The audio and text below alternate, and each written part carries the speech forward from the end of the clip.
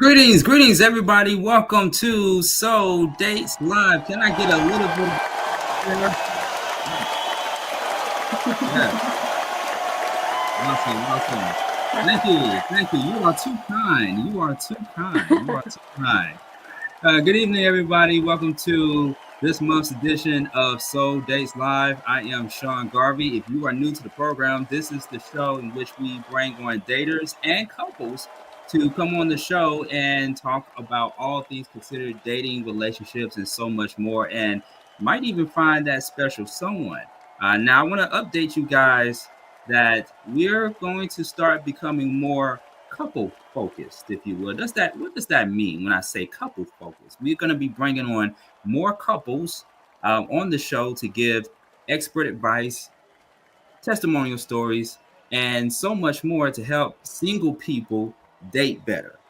Hopefully that makes sense. If it doesn't, well, you need to go back and watch our older shows on demand on YouTube, Reach One Network. And while you're there, make sure you like, share, and subscribe to content. All right, we got our couple for the month, by the way, ladies and gentlemen. And also, before I go any further, I want to shout out to Dwayne and Amira for coming on So Dates Live last month, which was November, October. Okay, we're going into December. We're live, ladies and gentlemen. But shout out to both of them for coming on the show to share their testimonial stories and how they made it through the ups and downs of being in a relationship. We got so many great feedback, so many positive feedback from people watching all over the world. And we just want to be that beacon of light to so many single people out there that are still navigating through this complicated world of dating and even try to see what they can do to make themselves a better dater. But tonight, on tonight's show, we got a different couple joining with us, and both of them are in the television, film, and commercial industry. And I love it because the people that work together, stay together, and they can blossom into something so much beautiful, ladies and gentlemen. We have our couple for the month of November. We have Lilia and Joseph joining with us right here in So Dates Live. Good evening, wait to the crowd. How you doing? Thank you for having us. We're excited. Thank you so much for coming on the show. We appreciate it. First of all, let me just say right off the bat, you two look very beautiful together. Oh, thank you. Thank you. All you all need are matching shirts. Has anybody told you that? Has anybody told you all that? I've been wanting to wear the same colors as I do. She'll get the matching shirts, but then I'll put something else on. Yeah. So that's how it is. I'm thinking more like a his and her type of shirt. Okay, all right. Complimentary shirts. There we go. Okay. Yeah. I could do that. Cute. Sounds like a great idea. I want to take a deep dive into your journey together as husband and wife. First off, how long have you all been married together? 6 years married. Look at you like, oh, you better not say the wrong thing. You're gonna about 6 years. Yeah. So yeah. And then we had known each other about a year and a half before our wedding. So wow. Close to 8 almost, known each other. Mm-hmm. Yeah. Okay.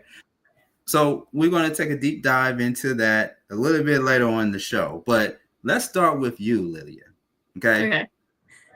Let's talk about your dating life before Joseph came into the picture. If you had to describe your dating life in one word, what would you describe it as? Sheltered. Whoa. There's no dating life in my life. Sheltered. I mean, please expound, yeah. please. Well, I mean, I only dated one person prior to my husband. That's about it. Very boring. I was in a relationship for about 4.5 years. Pretty much just wanting to know what it felt to have a boyfriend, but that's about it. Mostly focused in school and my career. Never really thought of actually getting married or having kids. Yeah, again, just kind of like pretty much just more on my like single wolf, you call it, on my own mentality. But you know, the daydream of always finding the one, even though I was dating this person, I still felt like the one is somewhere out there by the stars, which will transition to Joseph later. Yeah. The funny thing is that my gosh, there's a lot of stuff that there's connections and divine interventions that happened in my dating life that connected me to my husband. But more of a dreamer. I think a lot of girls are like that, like always dreaming for the perfect one. But I think that there's a lot of growth that I had to go through to find someone that matched my soul, hence my soulmate. Where did that all come from, though? I mean, especially going back to what you said just a few moments ago about being sheltered. Did it come from your parents? Did it come from your community? No. Yeah. A little bit. I mean, yeah, maybe a little bit with my mom wanting me to start dating a little later. I think she said you can date when you're 16 or older, and I literally, she did not tell me that I could start dating when I was 23. She's like, you know, you could have been dated since you were 18 or 17. I'm like, what? All this time you told me I couldn't. But I was literally more scared of guys in general. I'm just so introvert, and I blossomed later in life. Like, I look really young for my age, and I think I still kind of do a little. I mean, I'm 36, so there's a little bit of youth that still looks there. But I mean, when I was younger, I did not look like I was 18. I looked like I was 10. I mean, I look really young. And so guys were normally, you know, look at girls that were more like, I don't know, like, you know, the cheerleaders, the popular girls. I was more of a drama, sort of geekish, a little bit more into sports, track and field. Well, wait a minute, let's backtrack. I don't mean to interrupt. Yeah. You said drama. You were you a drama queen? No. I wasn't drama. Actually, acting. I was an actress. Oh, okay. You want to clear that up because some people. The opposite of that. No. I was in theater, like acting and speech and debate and competitions. Very brainy type of person. More focused in getting, you know, scholarships and just moving up in life scholastically. And even during my college years, I didn't date anyone. There was one person I liked, but I was not, you know, I'm like, not really interested, because I guess some people can tell when something's going to work, and I'm much of an intellect person that I can just sense it when it's going to be, or when it's not going to work. So I didn't even try. I'm like, there's no point for this. But I eventually then met someone for a little bit, and you know, there's people who like to fix people up, thinking that to match their mold, or making them like the person that you think exists in your mind, but that's not really how they are. So in my mind, it was different, but in reality, it was not what I was needing. So eventually I came up to realize that the person was not the right person. So eventually, you know, over time I did meet, which is now my husband, who is what I always had in my mind. And that's the way he is. So it's like, I don't have to make him the way I want him to be. That's how he is naturally. I don't know if that answered your question, but I don't have a lot of dating. That's a loaded answer, but it's a very loaded answer. But it did. I guess I accidentally. I didn't know what going out meant. I thought like going out meant like you're in a relationship. Like I've probably been in a date without knowing I was in a date. Like probably a few times. Like, oh wait, this is dating. Like, oh, I'm actually scared, and then I would ditch or not even talk to them because I saw everybody as my brothers because I grew up with brothers. But apparently later on, I found out a lot of my guy friends had crushes on me, and I didn't even know that. So, yeah, that's how naive I was. Very interesting journey. Let's switch gears over to you, Joseph. Sure. What was dating like for you before you met Lilia? Talk to us about that. Yeah, well, it was trial and error. What is that? How you put it? Lots of different attempts, and you never know where something is going to go, so you just have to keep trying. And it's hard sometimes to have hope to continue trying, but and so sometimes I needed some time off to maybe focus on myself for a little bit, but then putting myself out there again later on. And so I had like two official girlfriends beforehand, but I had probably taken lots of other girls out on a date or a few, but never really made it to that relationship status of girlfriend. Just trying to explore, like, do we have enough in common? Where do we see ourselves moving? If it's in different directions, then it's not worth trying to continue. Um, but yeah, I think from the beginning I had in mind, like, dating is for marriage. It's not for anything more temporary. So I wouldn't try to date someone if I didn't see it ending up in marriage, at least potentially. So, Sure. mhm. No, sure. I think, when we're in that single life, right? We, like you say, use the keyword explore.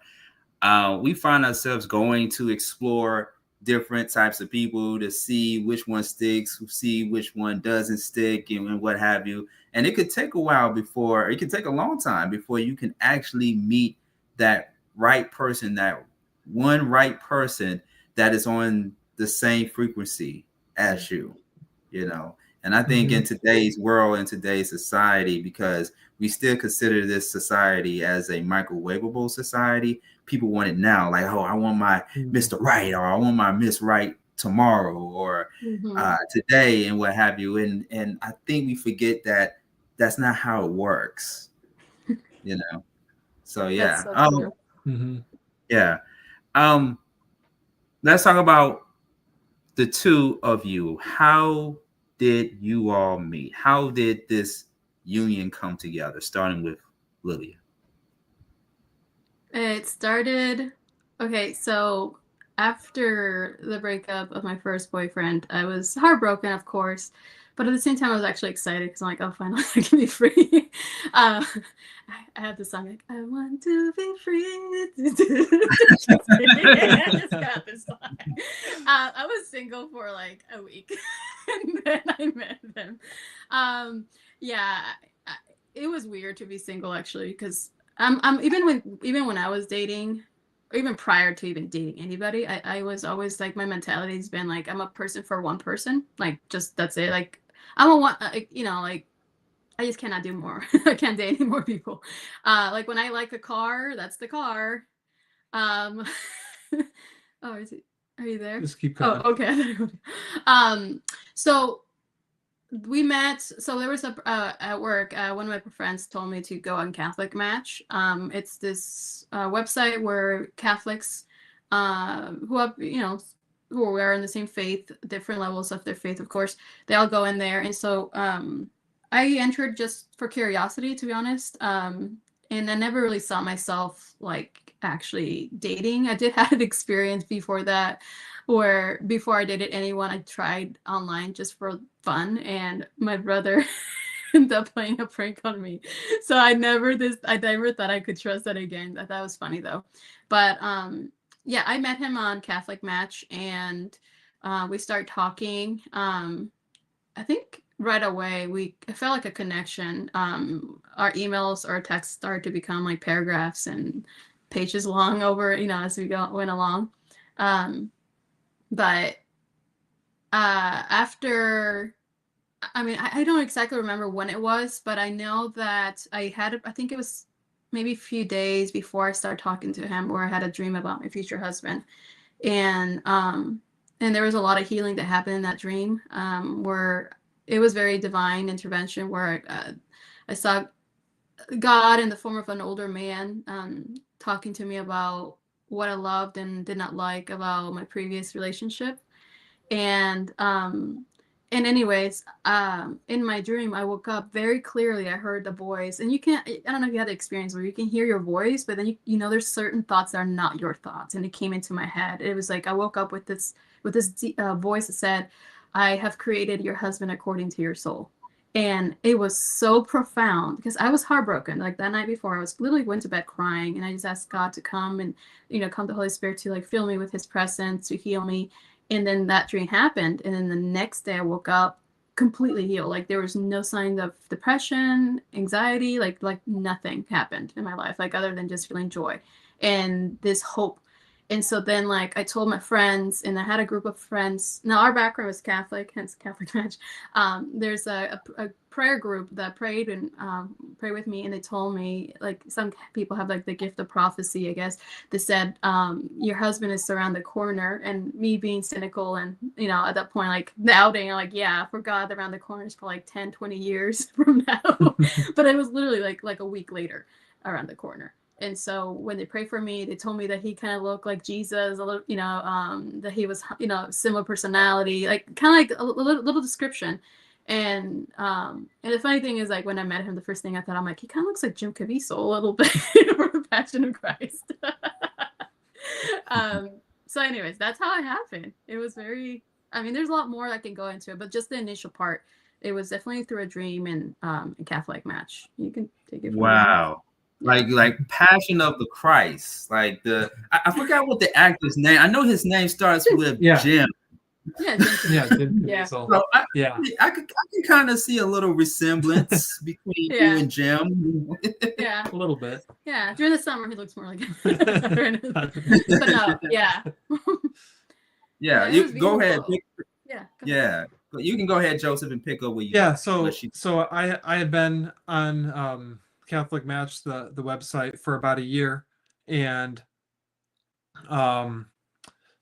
had started getting to know two other women before I had met her, and neither of those were bad experiences, but it was, you know, not the, you know, the fullness that continued forward, and one of them had told me that she was kind of more in love with the idea of me than with me, and so no, I was happy that once I met Lilia, I could tell that she was actually in love with me, and like with who I am as a human being, my imperfections, just, you know, the way I am, and so that really fit well, instead of just, you know, the idea of me. So I had saw that, like, it advertised her profile as being like someone who had just joined, because it did that, and so I went to check her out, and I read through it, and I enjoyed reading through it. Just the way that she communicated felt kind of like a little bit of a goofball, but you know, authentic, and I really liked that.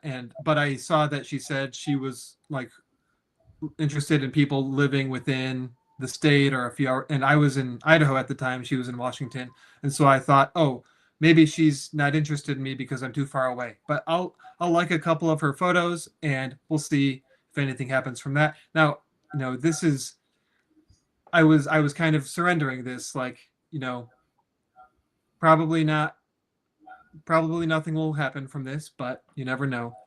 And then you know, she had then, like, messaged me that she was, like, praying for me, and I was praying for a future husband. Yeah, and I was like, oh, that's so nice of her, that you know, she wants to help me out, and I don't, but, or is she interested in me? I'm not sure yet. Let's continue. Maybe let's I don't know. And so we started chatting like a week later, I think, and as she mentioned, like, it started small, and then it became paragraphs, and then it became pages, and eventually we were ready to do, like, a video chat, and then we kept doing that, like, every day since. You know, funny thing is that when I noticed that he saw my pages, I changed it. I changed it to open to like anywhere. To further away. But I didn't notice that till she told me. Wow. Yeah. Wow. Wow. You know, the funny thing in the sorry. Oh, no, go ahead. Yeah, I was just gonna say, he reminded me that in the dream that I had of him, when God the Father told me, he was like an older man, he was blind. The figure that it was, like, you know, portrayal of God the Father. He showed me, like, a warehouse of little figurines, like different parts of something. It was like he was like an artist, and there was this big man who was, like, no clothes on, but he was like this in the fetal position. It was in the form of like a a porcelain doll or something like that. And I remember clearly just going like this around his nose and seeing like how he looks, and because I didn't see his face, but I saw this part of his face. And and um and there was like, you know, like in your dreams, it said that this person, like I was looking at everything about this person, but he was perfect in everything except for one part, and I didn't know what that was. And then all of a sudden I felt somebody embrace me from the back. Now the old man, he was kind of like further away, so I knew it wasn't him because he was tall. And I had dreams of Jesus before, but it wasn't Jesus, because as soon as I felt that embrace, it was like electricity just literally burnt like through my whole being. And like this, like almost like if somebody fused in love in me. It was just like, that's how I had the feeling of healing the next morning. But Yeah. what I'm trying to say is that it felt like something told me this is the feeling of love from a husband. And so then when I met him for the first time and I gave him a hug, it felt very similar. So like that's how I kind of confirmed that. So what he was missing, this person who was like perfect in all way, was that he needed love, like the love of a wife. And I'm like, well, I can do that. Mm. So it was really cool. Yeah. So it seemed like the bulk or most of the part of how you all came together was through some form of spirituality. Yeah. Yeah. Wow. Yeah. That's cool. Yeah. Do you want to tell us your background a little bit? Like what you were before you were a doctor in physics? Oh, well, so yeah, I was thinking about becoming a priest. And so I was in a Catholic missionary congregation studying for that from when I was 14 to 24. And so I lived in the like northeastern U.S. part of the time, Mexico, a couple of years, and Rome, Italy for a couple of years as well, while I was in formation for that. And then I kept feeling that I didn't really belong, that God had something else planned for me, and so I eventually left and went back to my parents' house in my mid-20s and kind of restarted new life, going to community college at first, and then eventually my bachelor's degree at University of Illinois, and then I went to grad school, University of Idaho, and got my PhD in physics. Ooh, not too shabby. Not too shabby. So it was while I was there that I met her. Yeah, no, it was funny because since I was a little kid, I always looked at the stars wishing for my future husband. Not that I would never thought of getting married. I was just the idea of having a husband. Like they didn't connect husband and marriage actually supposed to be together. Yeah. And but I remember when I was younger, just imagining, like I think when I was in college, where he would be, and like I knew it was funny because I knew like sometimes I don't even know where it comes from, but obviously it comes from God. I knew that he was not in the United States at a certain time when I was starting to pray for my future husband, that his first name started with the letter J. And I don't know, it was weird. And then that he definitely did not go to prom. Like he was not like a regular college or high school kid, because he wasn't.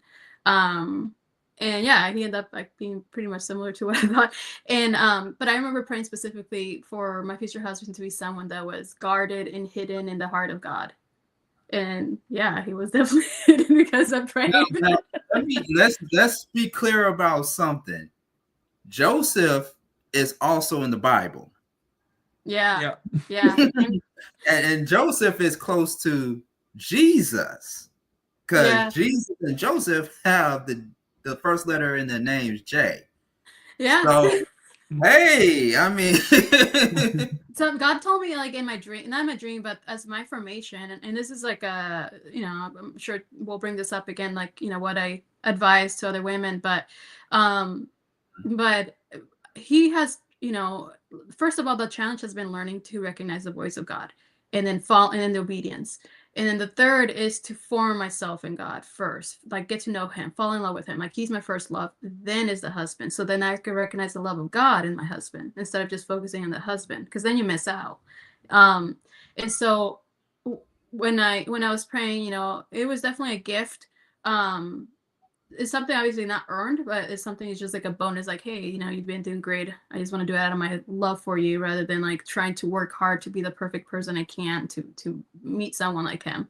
But I think, Yeah, I think that the name of Joseph. Oh, the funny thing too is like like my name is Lilia, derived from Lily and Saint Joseph with the lily flower blossom. But the funny thing is that he brought me flowers when he first came to my house. He drove 6 hours, and there was something that was blocking in the way. Wait, It he would have drove Joseph. You drove 6 hours it would to. have been 6 hours But if it was normal traffic. But on that day, there was a train that derailed over a highway. And Okay. so it ended up being 13 hours. so I was awake, Ooh. waiting for him. Yeah. This is him. This is him professing his love for you, Lilia. This sounds to me like he That's was. what my mom said. The sacrifice. She's like, Yeah. that man makes it to this house, and that's the husband. I'm like, I guess so. Okay, so true story before we go back into the story. So true story. When we did one of our Soul Days Live episode, I was in the hot seat this time, and I met a woman by the name of Dana. Now, this was when I was in Florida back in 2024. And me and Dana, we hit it off live on the air. Oh. This is a true story. I'm making this up.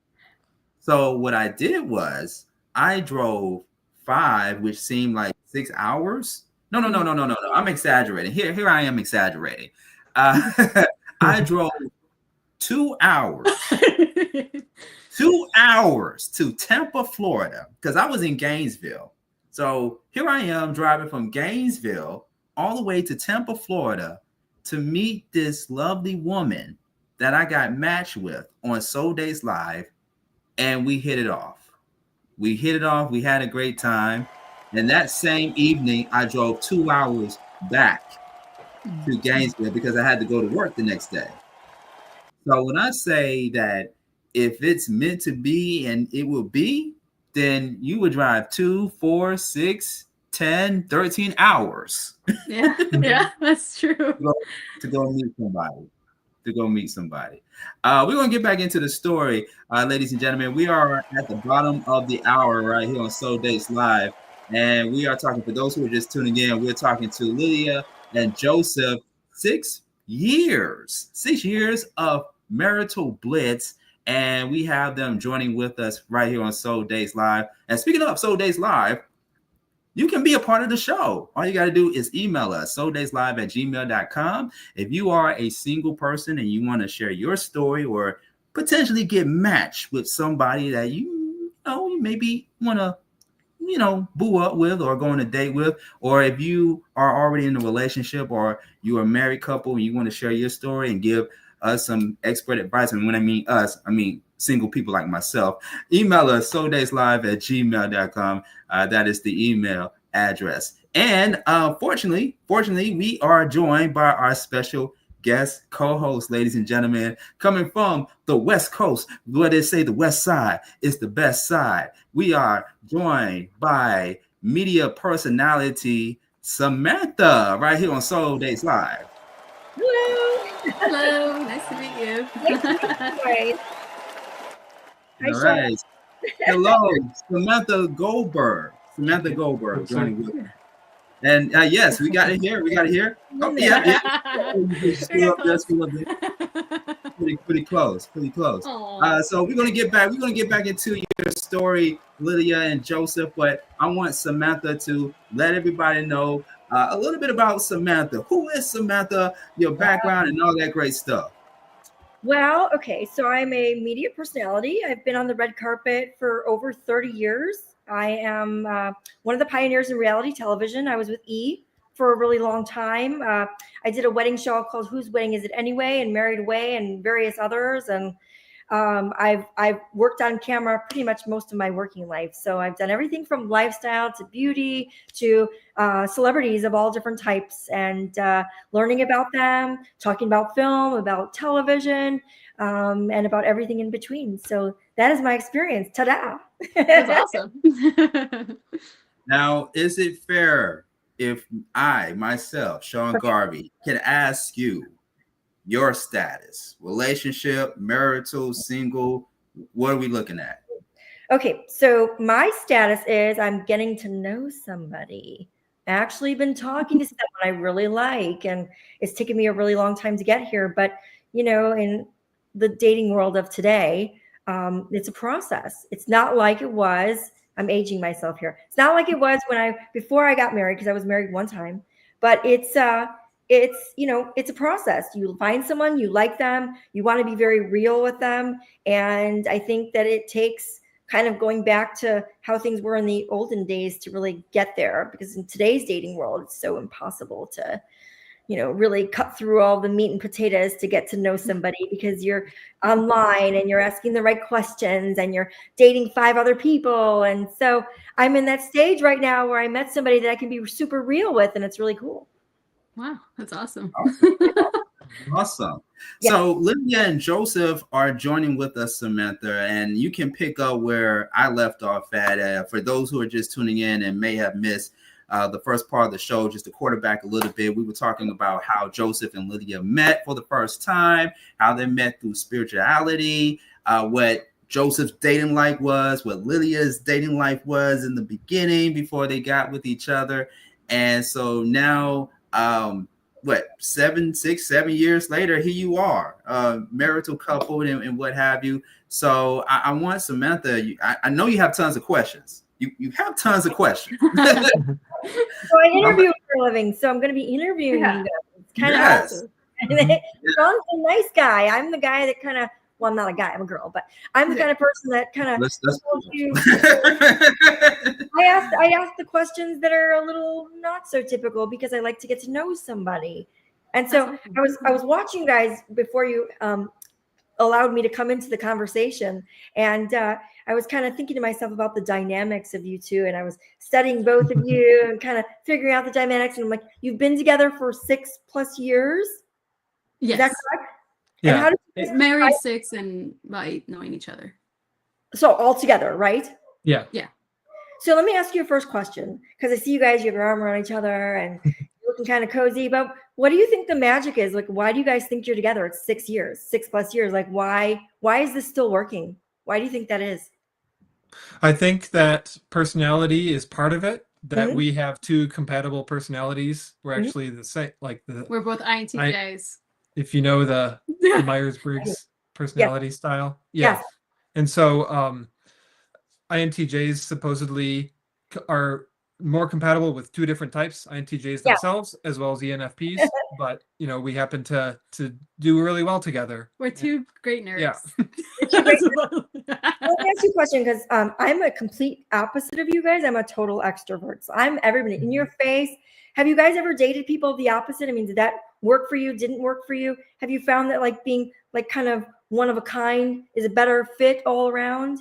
Because nowadays everybody knows what their attachment style is or what their personality profile is. And so they say that people of opposites sometimes do just as well as people that are the same. Sometimes the same, it's actually harder because you're both so much alike. Yeah, there's some times that it's a little harder, especially with conversations. Like when it's done, it's done. I'm like, I kind of want you to make me laugh more because I love laughing, but I end up making him laugh more, which he gets it, but I don't get a lot of that. So then I have a best friend who is an ENFJ, or she's an extrovert, so she fills me up, and then I fill him up. So I need her in my life. But the person I dated before, he was an INFJ, again introvert. My difficulty was that he was a lot of a feeler and I'm more of an intellect. So it was like he was like the female sort of person and I was more like the man in the relationship kind of feeling. I hear you. With this relationship, I feel like I'm a girl, like I can be myself. And so yeah, I mean I have a lot of good friends who are extroverts, like I need them. But I need to have my time alone. And that's my introvert part where I get a lot of energy just being alone. And then I share with everyone. Everyone thinks I'm an extrovert. But then as soon as I let it go, I'm exhausted with people. And then I go back into my cave. And I think that's how he is too. For both of you guys, when you're around extroverts, do you tend to have your energy drained a lot quicker? Do you both have the same thing in common? Yeah. Like provide energy. I would say I'm a moderate in terms, just slightly more introverted. Yeah. And so I do like to go to events and talk with people, but I can't do that all day. Yeah. Okay. And then my parents were opposites, and my mom was very extroverted, and both of you, same thing, dynamics with the parents? Yeah, my dad is an introvert. My mom's the extrovert. Mm-hmm. So the Wow. parents are the same. His dad and my dad, they do the same sort of job for work and living. They do construction. Moms, they teach. The brothers, they both do like engineer, like computer stuff. So we had a lot in A common, lot in just common, like just our the family dynamics. Yeah. So like, how do you guys motivate each other if you're both more like on the more mellow side? Does one motivate the other person more than the other? I mean, do you find that you guys balance each other out, like where one person maybe has more energy one day than the other, and it kind of you bounce off each other? Is that how it is today? I'm a night owl. He's a morning person. I have more energy at night. I'm a doer. Also, we did like the strength finders. Oh, you did? Yeah. That part of my job, and he also did it. I think maybe I made him do it. I don't remember, but I just did it on my own. Yeah. We just like to know about ourselves, and then like using our strengths to help each other out. But one of my strengths is like an executor. I like to execute things, get things done, and also a connector, and then the what's the other one where I just like to learn, just to learn information input, I think. And then he has his own. My top strength was harmony. Yes, he brings balance. Harmony. Okay. And harmony, yeah. And yeah, we balance in that area too. I mean, even though our personalities are the same, our strengths are a little different, and that helps us. He's always wanting to learn, and so am I. But I'm more of a project-oriented person. Like I move on project by project. I try not to make sure not to bring that into my relationship. Like, okay, I'm done. Next person. I was afraid of that. I'm like, I don't want to be that. Like that's not where it goes. It only in my professional area. That's where I do. That's why I do photography and fashion and film and a bunch of stuff that has to do with entertainment. But yeah, that's kind of interesting. So you're an introvert, but you have all these extroverted things outside of you. Yeah, it's interesting. All these activities and all these hobbies of a completely different personality. Is that the same for you, Joseph? Do you find yourself that you have the extroverted side with your interests and hobbies? Yeah, part of it. There's an element of talking with people and all that. Yeah. Mm-hmm. Do you with your similar personality profiling, how do the arguments happen? How do you deal with that? If you both have who's headed? You or which one? Which one? Yeah. So we don't. I feel like we don't have that many arguments, maybe compared to the average couple. But of course, we still have had disagreements, and a lot of times it has to build up to a level at which we can't take it anymore without talking about it. Usually, I explode. He has the harmony. Yeah, you're the hyper one. I am the hyper one. He has his harmony. He brings that balance. I'm like, no, there's no balance right now. We need to talk about this and then create, because then it's like almost like a mask just to keep something. Yeah. What would you say is the worst argument you've had so far as a couple? I don't. It was probably like when we were dating or newly. You have to know it was a long time ago. I don't remember. Do you remember? It was the first few months. The woman always remembers. I'm just saying. It was not even an argument, but it was about the color of a cup. Is it green or is it blue? Wait. You get into the biggest argument as a couple and it's about a freaking cup? Yeah. Seriously, you guys? This is pathetic. That's so silly. That's how it is. Story. I think it's more of like, this doesn't matter that much. No. But I'm not going to say something that I don't believe. I think it was an ego for me. Yeah. It's like, I'm right. It's like, I'm not going to say it's green when I think it's blue, or vice versa. I don't even remember. And that's probably the conflict with his science area and my art part. Yeah. Yeah, but I think, I would say like the dynamics here. I'm trying to feel it out here. Probably after we had kids. Now we have 3, a 5-year-old, 3-year-old, and a 6-month-old. Maybe some conflict has been a little bit with just the education of kids, making sure that he's very passive. I'm more like there, but then when I'm done, I'm done. Okay. And then when he takes over, he bursts out, and then it just balance. Like kind of balancing that out. I don't know. We're still working on it. Because that brings. Yeah, that brings with a family culture, like like how your parents were raised. Now we both have similar. My mom was more hands-on, and I'm also a female. It's different than from a male perspective. And you know what? And I think it's like me, but I've talked to a bunch of my friends, like they're like all their husbands are kind of like, I mean, overall husbands are kind of like that a little bit. Like there's that similarity. But I mean, I think that's probably the area the most conflict, if it is, but it's an ongoing learning curve thing, and it's going to get more complicated as the kids become teenagers. But the other part is we haven't had a lot of break for us to date, like go on dates. The families are always busy.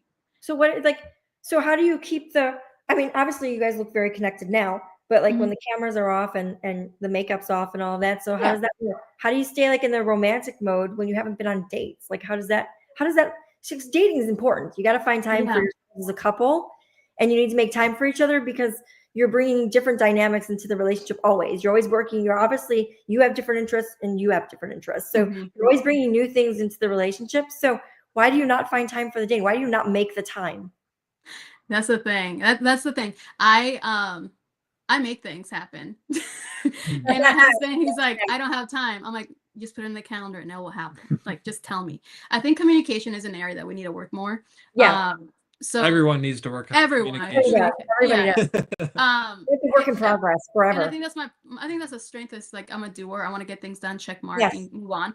But overall, like what keeps the relationship going? I feel like I'm myself. I can be a strong person. I can be weak, and he's always consistent. I'm like all over the place, and he's just there. You know, obviously he has his weak moments, but very rarely. And so, I just feel supported. Like I never knew that I would be able to, you know, go into modeling or acting or filmmaking or anything. It's just these things are just coming to me, and I'm, you know, opening new doors, and he's there supporting me. I dragged him into do a movie with me. In fact, we're going to be doing a feature film of our love story, which is going to be really cool. Yeah. So if somebody was to ask you a quick trailer of your movie together, your relationship, if I was coming to watch it, sell me. Oh. Oh gosh, I would tell you the other one that I have, but this one we're still in the early stage of writing it. Of course, there's an article that was written about us on Catholic Match. You know, it's an inspiration for other single people, and so I told my husband, I feel like, you know, before I met him, I felt like, you know, my love story one day was going to inspire other people. I didn't know how that would be, and so we did the Catholic Match, and yeah, that inspired a lot of my friends. But now that we're going to do a movie, it's going to inspire more, and I didn't even connect it. It's just slowly going in that direction. So, if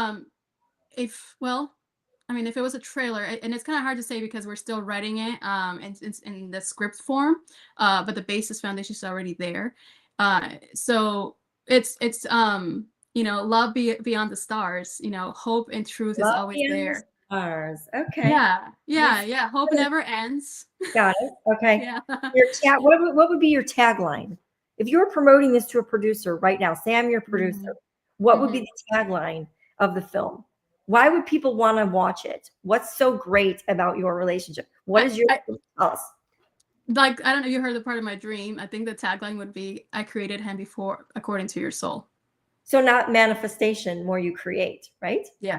Okay. Yeah, exactly. And so now I'm creating something that was already created before me. And so now I'm just bringing it for other people to see the love story, because everybody has a love story and it's always private a lot of times. Yeah. And the reason why I want to broadcast it is not about popularity or celebrity or any of that stuff. It's really a form of ministry for us, to share truth and love that that's what a relationship is. It's the reflection of God through us, and we're just tools to that showcase that. And so it just brings more hope, because in the family, that's really where you see, that's really where everything starts. It's a foundation. And so when a family is strong and their faith and their kids, then you have a stronger community, a better future for the world. And so that's kind of like what we want to do, is kind of show what love looks like from a faith perspective, which that's its origin, and it has been distorted in different ways.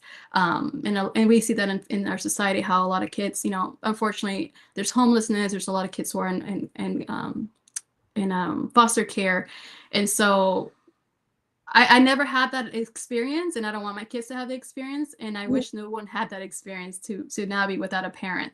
And so I want to, you know, I think that our relationship and our love together is a safety net. It's a safety net for our kids to feel that they can be free and they can grow healthy. Are you trying to maybe inspire? Is that the premise? Yeah, that's the bottom line. Yes. Yes. So you want to inspire people that love really does happen. Does it have any flavor of like a twin flame or soulmate activity? I mean, is that something that you believe in? Do you believe that people can be drawn to each other based on the creativity of our being? I think that when you find out, not that you find out, like we're all created to become the best version of ourselves.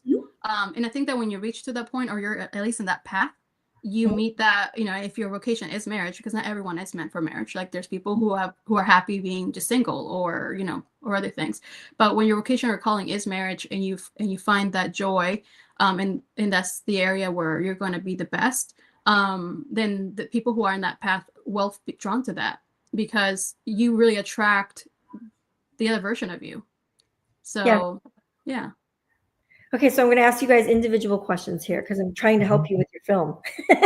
Of course, yeah. I watch premieres all the time. So if we were to get to know you guys individually, what made you be attracted to the other? So Joseph, we can start with you. What was it about Lilia that you were like, wow, you know, like she checks off all the boxes. Like this is where the love story starts. I met her. She was beautiful. She blah, blah, blah, blah, blah. I want to hear it. Let's hear it. I want to hear it too. Yeah. Okay. Well, of course she's beautiful, and so that's one thing that attracted me to her. And I felt, just when I was reading her profile online the first time, she felt like someone I would enjoy spending time with. And then when I did get to experience that, it was true. And so just like the energy she has, things she's good at, and but especially like how I felt that she loved me also, instead of just you know, trying to see like is this compatible or not. It was, you know, giving the gift of self, and that just seeing that in her as well. Yes. That really touched me. Yeah. So that's it in a nutshell. There's like, just check this, and that's it. Tell me some dynamics. We're making a movie here. Okay? Yeah. Yeah, we need more. Guys, this is going to be a part of your story. Yeah, she has like come on, like, hello, can you give us some Oh, all right. romanticize? I want you to romanticize. I want you to give us an essence of what it felt like to see her for the first time. What it was like to kiss her for the first time. Did you like the way she smelled the perfume? What was she wearing? I want some details, Joseph. Come on. You guys are going to make a film about this. This is what we're looking for. We want details. What was it like kissing her for the first time? Yes. It was. How did it happen? We had just finished watching It's a Wonderful Life, and it was at my apartment. Okay. And you remember this. See, yeah. that's wonderful. And it's this time of year right now, right? Yeah. Was this the time of year? It was yeah, it was around something like that. Yeah. It was February. Or were you just being nostalgic with It's a Wonderful Life? Because a lot of people watch that like right now, like Christmas time. Yeah, like, but we watched it in February. It was Why did we watch it then? I don't know. But romantic. Okay. Valentine's Day. I need to Valentine's Day. We were not even in my mind. Like he did not officially said, "Will you be my girlfriend?" So I'm like, yes, I wasn't planning on kissing her. It was spontaneous. With the kiss, it happened. I'm like, okay, I think we're dating now, right? Yeah. Is that thing now? So I'm like thinking if I'm putting myself in today's world, because I was married for a long time and then I, got divorced, unfortunately, and then being back in the dating world. Now I wonder, do people actually say, "Do you want to be my girlfriend?" Is that something that people discuss? I think it's better. I think so, right? Yeah. It's better to have commitment, to show commitment. That's why. That's why I kept asking him, because I already knew, because I've already been to Idaho. Like I've had 5 times. I don't know, maybe 3. I'm exaggerating. And I'm like, okay, I know that we're dating, but I haven't heard him say, "Will you be my girlfriend?" But I told him, I'm like, I do. I'm gonna give you a deadline of a year max. Oh, that was for engagement. That's engagement. Overall. This was the first time you came to Idaho. First time. How long was it? Okay, I'm jumping around here and I apologize. How long was it before you went to his apartment? Because I wouldn't go to a guy's apartment right away. Like that's just we started talking in October. Okay. Of 2017. Then I went to visit her in December of that year. and then it was February when you came. Now I was living with my parents. So this was 5 months after we started. 5 months. Okay. But my family would always come with us. Like I would have an Airbnb and I would just visit his apartment. So like we try to keep I try to keep things as casual, no intimacy or any of that stuff to keep my perspective open. And so and anyway, so like that was the first time he kissed. And the funny thing is, like when I was saying Sean earlier, that dream that I had, I remember that before that dream that I was like so upset, you know, because I'm like, I don't want to date anyone anymore. I'm like, if I were to have another person in my life, it has to be my husband or I'm done. And so when I met him, he never asked me to be his girlfriend. I just asked, are we dating? He said yes, but he never asked me. And eventually he asked me to be his wife. So technically it was straight to be his wife in a way. You went from like a kiss to, hey, do you want to get married? What's that? That was the part of the conversation, a kiss to like, hey, let's just get married. Let's tie the knot. You know, after, like for me, right, and maybe I'm jumping right here. Well, we knew we were exclusive. Yeah. We weren't seeing or talking with anybody else from December of that year. And so that was, at first it's the getting to know you phase.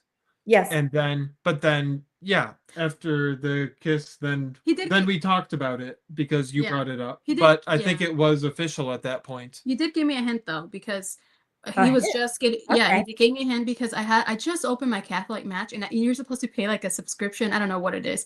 I only had it for 1 month. I'm like, dang it, because 1 month is for free. And then after that, you pay. And so I paid right away. And I'm like, I could have saved the money if I would have known it right away. And so he's like, he closed his account. He said, well, I already found what I was looking for. You don't remember that, but I remember that. And I'm like, that was a hint. Okay. So, yeah. So Joseph, there was no conversation. You just kind of knew, like no girlfriend conversation. Like you didn't even ask her. That would have been so nostalgic. Yeah, I didn't know. I was just winging it, you know. But we were, I guess for context, we were long distance the whole time that we were, in a relationship and then engaged until a week before our wedding. When I came in town for show. Now we're getting. How many times did you actually spend time with her? Like, how many times did you see her before you got married? Like, I'm telling you, like nowadays. Probably like 15, something like that. Once a month. It was about once a month. So once a month. For 3 days. Yeah, sometimes like for spring break or Christmas, it was longer. And then I would fly to his, because he's from Chicago. I would fly to Chicago on my own. Chicago. Yeah. Mm-hmm. Oh, great. I live in the city. Yes. Yeah. So there was a lot of traveling. Before that, my life was pretty much stagnant. It used to be adventurous. Then it got stagnant for 5 years. And then when I met him, it like exploded everything. Like I couldn't even breathe. Like everything was new back to back. Mm-hmm. We even had a baby, like literally on our honeymoon. Like we not had the baby, but found out we were pregnant like the day after. A month later. Well, a month later, but we got pregnant. You're kind of going back to like old nostalgia because back in the day, people, they wouldn't consummate the marriage. They would consummate on their wedding and then they would just get knocked up. Like that's how it would work. You fall in love, you meet your guy, you haven't been with anybody else, and then that's it. Yeah, it's a classical. That's how we are. That's a classical relationship. And also, I left. Yeah, at old school. I mean, I got married. I left my parents' house. I never moved out on my own. I feel like I could have done that. It would have been nice, but at the same time, I didn't trust myself. Like, what if someone takes advantage of me? Not in that form, but just like like they see a pretty girl by herself. Like they think they don't have a family, and that's what happens a lot of times in modern dating is that there's no sense of respect.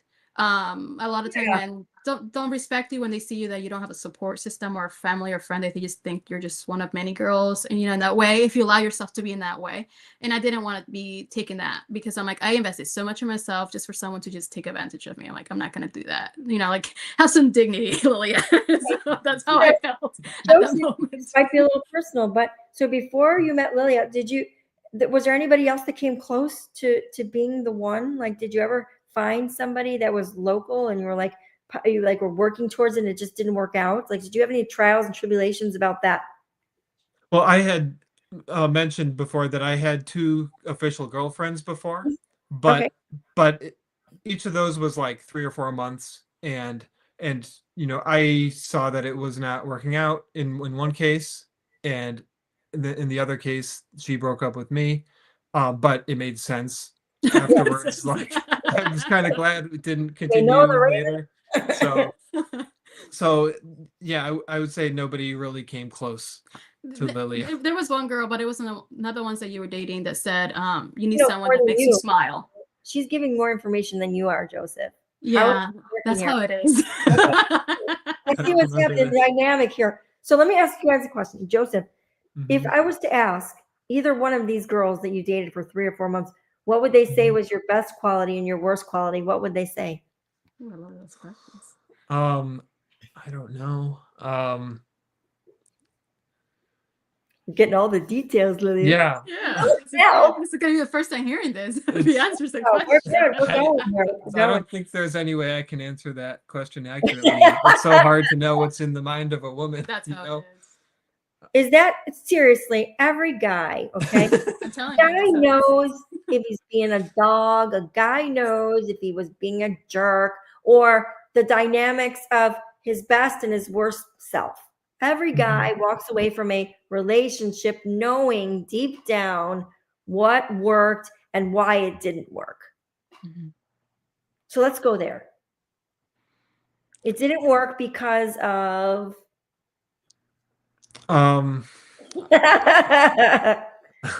he's turning bright red. Spit it out. I don't know what I'm gonna say. You wanna know? No. You don't know what they would say. Maybe, maybe this is why you couldn't communicate. Maybe that's why it didn't work out. I don't know. Should we take the pressure off of Joseph? Yeah, let's do that. Yes. And I'm down. Poor Joseph. Okay. Let's focus on you, Lilia. Tell me a little bit about your dating history. Okay. I know prior to our conversation, you were talking to Sean, and you probably talked about previous relationships. I get into more of like the deep details of why things worked and why things didn't. So let's ask you, if I was to talk to your significant others from previous relationships, what would they say would be your best quality and your worst quality? Oh, from their perspective? Oh, yeah. Yeah. Oh, my first. Let's go with the positive first. The best quality of me. Oh, well, it's kind of different. It's different because I was a different person back then. Okay, who I am now. Back then, so obviously you change and evolve when you meet your person, right? That's and true. then you make each other better people. We strive to be better people. So if I think of little Lilia without any experience of life in general, yes. The best quality was that. I mean, being naive in a way, it kind of was good. Good quality because I was in awe with everything. So it was easy for them to take, or him or whatever, to take me on a date and just give me a glass of water. I'm like, oh, this is cool. I didn't know it would be cheap dates. And that'd be fun. But also, I think just being a very fun person. That was probably one of the qualities. Also very faith-based. That brought a lot of faith into that person. I think that he took a lot of, he came from a broken past. So I felt a lot of love and joy that regenerated him. And I think he's a better person because of that. The negative part was that, unfortunately, I wasn't able to, I don't want to say forgive, but accept his past, because he had previous relationships, more kind of worldly in my perspective as a Catholic. And I just couldn't move on to that because I wanted someone to be in the same level as I was. And I don't think that they were in that part. So we were mismatched. So do you think today, now that you're in the right relationship, like do you feel like you're more empathetic? Because we learn from our previous relationships. They could be, friendships, they could be love interests, and we learn, we become more empathetic, we become more open, we are more forgiving. I can look at previous relationships I've had and I'm like, I know where I went wrong, or I know what I did right. And so do you think you've learned, did you our lifespan here on earth, we are teachers, we learn lessons, we go through many different types of experiences before we settle down with our person. I think that I do have a bit more empathy, but I feel like I had that already before. I was more of not the savior complex kind of thing, but like almost like a minister to that person. and disguised it also with love, but it was more like helping that person be in a different level than really being like in a marriage. Even though I was confused with marriage, it was very confusing. But I think I still see the same. Like, I wouldn't make a difference even if I already grew and went through it. Like, I still feel the same way. Joseph, would you say she's about right here in her thoughts about it? I mean, what do you think? Like, you see this great person that was formulated with all of her different experiences. Do you find that that's, when you look at her, is that what you think? Yeah. She's learned and yeah.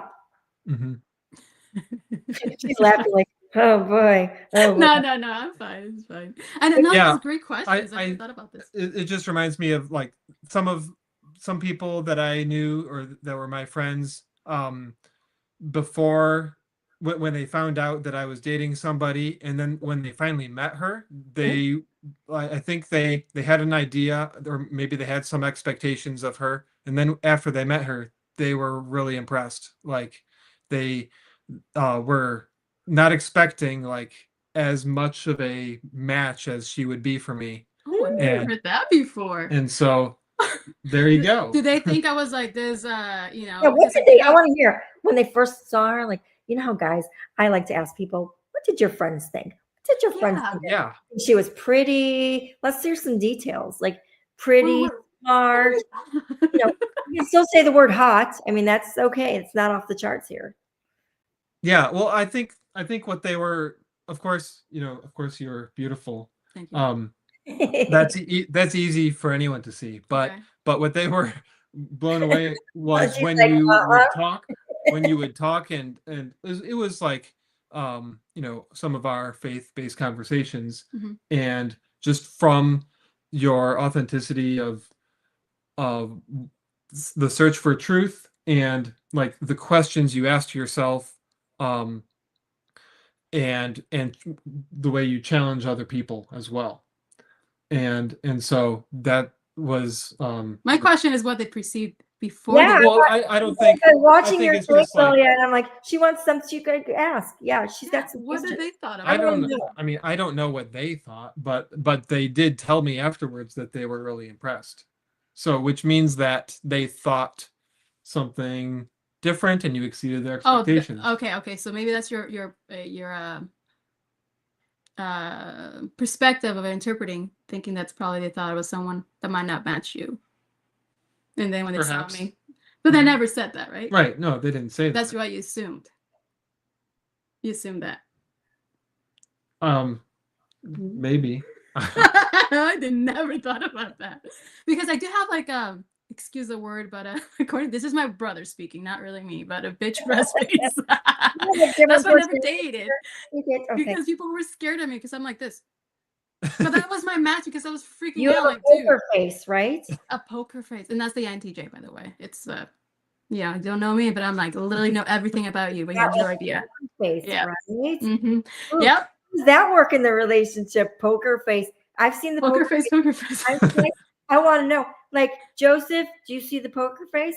What do you do when the poker face comes on? Because I've seen it tonight. I've seen it tonight, guys. I've witnessed it here in front of all these people. I see it. Oh, nice. I hope yeah. What No, this is about showing the world what a real relationship is, right? No relationship is perfect, guys. Okay. Right. So we're always going to learn new things about each other. You're never going to know. Like, you didn't know you're going to meet someone like me, and I'm going to ask you questions like, No, I was expecting Sean. Right. So can I just jump in real quick? Can I just jump in real quick? By the way, ladies and gentlemen, you're watching Soul Dates Live. This is awesome. This is real conversations. Sean Garvey here with my special guest, co-host Samantha Goldberg, and I'm being the producer tonight, ladies and gentlemen. So I was just warming the seat for Samantha Goldberg, because right now we're playing a little bit of good cop, bad cop. So guess and we're in the middle. So I just wanted to let everybody know I'm still here, ladies and gentlemen. I'm just in the background eating my popcorn, drinking a little something. and playing producer for the night. So I'm going to let the conversation commence with our special guest co-host Samantha Goldberg. And thank you, Sean. And Joseph, I got your back, by the way. All right, thank you. This is not an attack on Joseph. Details here. I just say I got your back. All right, cool. I appreciate it. I'll be okay. I'm an inquisitive person, Sean. Come on. We're learning about your story. So there's good and there's bad. I want to know about the poker face. Let's go back to the poker face. Poker face. Oh, yeah. So how do you get past the poker face? What is the dynamics of the poker face? She's got it. If sometimes I can tell like she wants to talk about something. And her face. So usually I don't have to say anything and she'll bring it up. But sometimes like, is there something you want to talk about? And if she does, then she'll probably say no, but then she will talk about it. And essay for in a few minutes later. Yeah.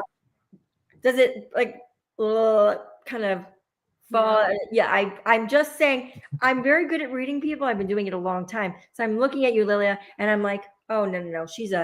It's just coming out. It comes out. Coming out.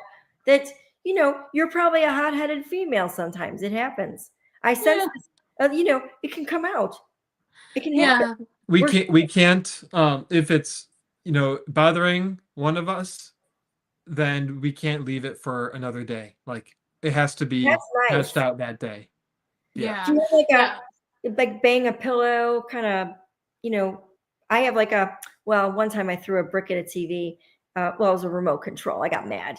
But when people get mad, so my friends bought me this foam remote so that I won't continue to destroy the television set. Like, you both seem very down to earth and grounded, but there's a heat to your relationship. I can tell there's like a dynamic here that we need to uncover because I think people will be interested in seeing this. Nothing is as perfect as it appears. Okay. No, we are very I mean, we're both leaders and we're both we know our strengths. We know our strengths and weaknesses. I think that I can come across as more dominant, but the thing is that I do. But the thing is that he is always in control, even though I think I am in control. Really? Well, he thinks he's in control. Okay. He thinks no, he is. The thing is like I'm very, and I don't know if it's a female thing, but I'm always like kind of up and down, and also with hormones and stuff. But he's very consistent, and that's something that I really that I trust because I can truly be myself. If I didn't trust him, I would always be like on my, walking on eggshells, always trying to, with a fear of making him mad. And I think that's something that I had in my past. Even also growing up with my mom, fearing mom because she was very authoritative. So I was like very afraid. There's always been fear in my life. And with him, I feel like that fear has left most of it. And so I can truly speak and I know he can take it. And I might say words that are hurtful, but he might not, like he might say it. And I've told him, like, if I said something hurtful, please tell me, because I have no idea because I'm also very blunt at the same time. And he doesn't say anything unless it's really, really like hurtful. Then I feel bad. I'm like, dang it, I messed up. But then there's always humor. And then, we forgive, hug, and we try not to go to bed angry. It has happened maybe once or twice. And we both feel awful. Like we can barely function. And so we try to heal it up. So you guys kind of work off each other, right? Yeah. Is that the dynamic? So I know we kind of jumped around a little bit, but I wanted to hear more about like what was attractive about Joseph? Like, how did you know? Checking the boxes and meeting him, like what was your first thought, and like what was he wearing? And besides being tall and hot, and so I'm like, I love the blue eyes and the German blood. He's I'm also being tall. That I'm like, because I'm 5'2.5", I'm like, I have to continue the generation going up because my family, they're tall and short. I'm for the tall guys too. I hear you. Yeah, yes.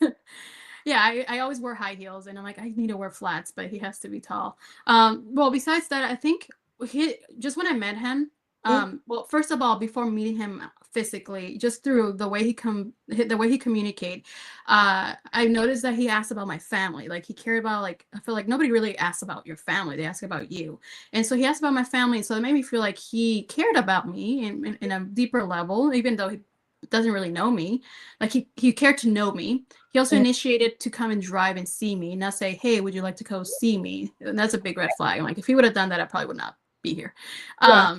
And then the other one is his endurance, like how we said earlier, he drove not just 6 hours, but ended up being almost 13 hours that first night.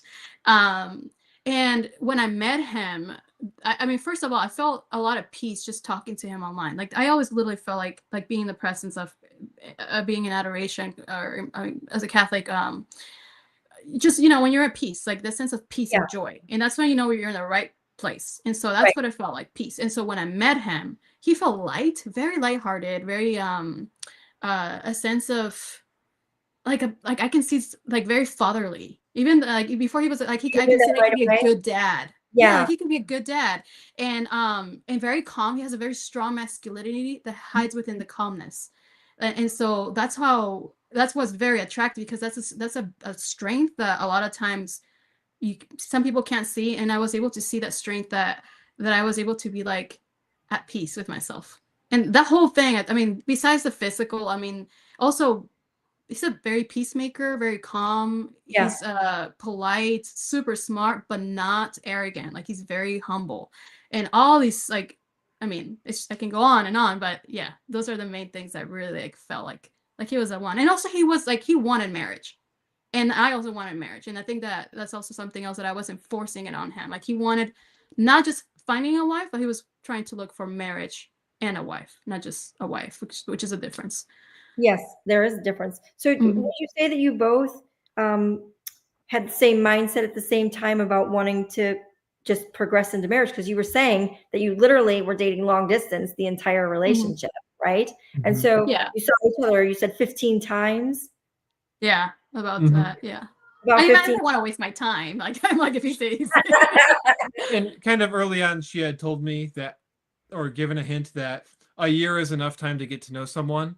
Yes. So I knew that about a year after we had started talking with each other, she would be expecting me to propose, or not, or to say this isn't working out. I was being and generous. so I planned ahead, you know, prepared for that in order to propose. Yeah. Now, how old were you when you proposed? You were 29. 29, 30. No, you were 20. Oh, I was 30. You were 29 still. Yeah. So you were pretty young. I mean, so people now, they're getting married a little earlier. Like when I got married, they were getting married a little bit later, and now they're getting married earlier. Like what's the mindset at age 30 to realize, okay, this girl just gave me a time frame of a year, so I better get my shit together because I got to propose to her in like 12 months. That's right. I guess that's a lot of pressure for a guy. If he was the one, no pressure should have been felt. Yeah. I know. You just say, do you feel like you were just mentally ready? I mean, most people at that age, I'm just being honest, like if they met somebody and that person said, hey, in a year, we should be able to get married, they'd probably run to China. I'm just being honest here, okay? You could be Catholic, Christian, Jewish. They're running to China, they're running to Egypt, they're running away. I think if you're younger, it might take more time. Yeah. But because we had already been mostly through our 20s, like we had sort of figured out what it was we wanted in our partner, and what we didn't want, and so just from all that experience, it might take less time. Also, we knew each other. Like, I mean, I knew myself as a person. Yes. Even though I didn't have much experience with dating. Yes. So that helped. You were both confident. Now, this might be a little personal, but like, were you intimate with a lot of people before you were together? Like your body count? They call it now body count. With no, we saved until marriage. Yeah. You guys waited till marriage? Yes. Yeah. That's very admirable. Thank you. Very. I think that helped a lot, my brain, because it does psychologically change you. Okay. This is good. So people that have waited, like, was it hot and heavy the first time? Like, hello. It happened on the marital night, right? No, that's what TV shows. I mean, there's a lot of like, what do you mean? Like honeymoon? Like, is that what you mean? Like, did you consummate the marriage like on your wedding night? Yes. That waited? Yeah. Like just like old school, right? Right. Yeah. But also you're super tired from just like, you know, from the From wedding. dancing I'm trying to for tell people that hours. marriage can still be hot and steamy with your first one. It's okay. Like, you know, Yeah, no, be I can't. Yeah, clear. I mean, I think probably a week later, probably for me. That's what the honeymoon is for. Yeah, I Right? think the honeymoon is where So we when you explore that were on more. your honeymoon, that's when you guys figured out the I sexual think so. part of the relationship. Yeah, we Was went it on a. Was it everything you imagined? I'm not going to ask for details. I promise. Oh, Was it everything like what, like, no. you know? Oh, wow. Okay. All right. So, like, what can you share? Because it's important for people to learn from these experiences. If you wait for your person, right? And it's, you know, sometimes it takes time to know each other, like your bodies, your persona, what it's like to be in the same bed. Like it's a process. Yeah, well, one thing I noticed is that when I was sleeping with him, like just being in the bed in general, just sleeping. You're not sleeping together, just like you're not having intercourse, but you're yeah. I felt like he felt like family. Like, I mean, not from Alabama. No, I mean, sorry, Alabama. Wait, the truth is coming out, guys. No, Okay. I feel like I knew him before. That's the thing. That's the feeling. Like I'm being around my family, my parents, like that sort of feeling. Like you know, when you have can't talk like this here, Lilia. You can't talk like family. You just can't. We're inspiring people to fall in love. You can't say no. Like brother. No, I mean, like, it felt like peaceful. That's what I mean. It felt like peaceful. But at the same time, I think that a lot of times, TV or whatever, they kind of exaggerate more than it is. Sure, there are moments that it is like that, but it's not like right away. It's like, you know, over time, things take time. And it gets better and better, and like the one gets better as it gets older. Well, so it's like, you know, intimacy as well. But because it's not just the physical though; it's also knowing him as a person, already trusting him. I already know, like you know, we trust each other. There's that physical and spiritual part that works together, and a lot of times we detach those. We just focus on the physical, but it has to be together, because you can be with so many people. Not that I have that experience, but you can be so many people, and like I have heard one of my friends that they're like, once they found their husband after, you know, like it's way different. For me, I didn't have that, but I did feel already right away that this was a person. And it is magical in a sense that you are with someone who is telling you with their body that they are loving you, not just telling you. Yeah. So it's like making love. It's not sex. Exactly. Yeah. Exactly. Right. Yeah. That's what it is. Yeah. So the first time you were together, it was I mean, I for me, I was very tired. Yeah. We were tired. Yeah. I agree. I was the second day. Not the first day. So the second time you tried, it was much better. Did you like? Did you a little bit better? Rest. Yeah. I think that once we made it to Greece is when it was better. The second week of our honeymoon. What happened in Greece that made it magical? This is what inspires people to stay together longer, to understand that passion builds in a relationship. Sometimes, you know, not everybody waits until marriage. It's a personal choice, but within time, you grow respect for each other, you build passion. So I think your story is that the passion, you had to work at it. You really had to work at it. Yeah. It was more mechanical in the beginning. Yeah, exactly. And I think also what helped too to like did you hear that when we were mechanical? Yeah, he's like very no, I think that I was gonna say that when we were dating, because we were so much in the distance, that the part of the intimacy was like, you know, was more suspense. And so like once I feel like if we were kissing and touching and, you know, all this stuff like right away. I mean, it did it progressively, obviously, as we're getting a little engaged a little bit more. But I mean, like I feel like it just takes away the magic, at least for us. But it did become magical once we were on our own. I mean, our brains like had to like realize like, okay, this is it. Like this is where we are now. And of course, the environment, you know, being in our honeymoon, like I really wanted to go to Greece and Italy, and so like that. Once I'm so sorry. Child alert. I'm so sorry. All right. It's all right. The kids will be all right. The kids will be all right. Let me just... I think Joseph needed a break anyway. He was turning bright red. He had to go. I just brought up some uncomfortable stuff here. He had to take a break. He needs a breather. Yeah. No. I mean, was it passionate? Was it passionate in Greece? Yeah. I think maybe was like it magical for you? for a week we were there. I think the last 4 days before it was over is when it really turned better. So it took a while, right? So like It in the took a beginning, while. yeah, I think what happens is because we're so used to like mentally, yes, like yes, like training yourself to be respectful towards other people, because like you don't want to commit in that way if you're not going to be with that person. But then once you figure it out, like you have to like untrain yourself, especially because he was also going to be a priest, like in the seminary. This is new information. Okay, so in the he almost seminary like said no sex forever. Like that would have been that. That's it. You're done. He was okay with that, and I was okay to being single forever. Like for me, it's easy to be Really? single. Okay. Yeah, but being married it's a challenge, and that's why I'm married, so I can grow. Otherwise, I probably wouldn't grow. Being single. But yeah, for him, he had to train not to like look at people with try to look in lust or stuff like that. I mean, of course, it's a guy too, but it's easy for him to like turn that off, and for me, it's easy to turn it off because I'm like. I don't care. Like it's not my thing. I don't know. It's just different. Yeah. Like as women, sometimes we don't know how to shut it off. Yeah, for women it's easier than guys. That's true. Well, women are more emotional, right? In the real world, women feel with emotion. If they're intimate with somebody, then it's emotional, right? Yes. And for a man, it's more physical. Yeah, and also you have to think about the children or your family. Like you have to like almost sacrifice yourself for the best of someone else. Like you're kind of like wired to be like that anyways. Yes. Yeah.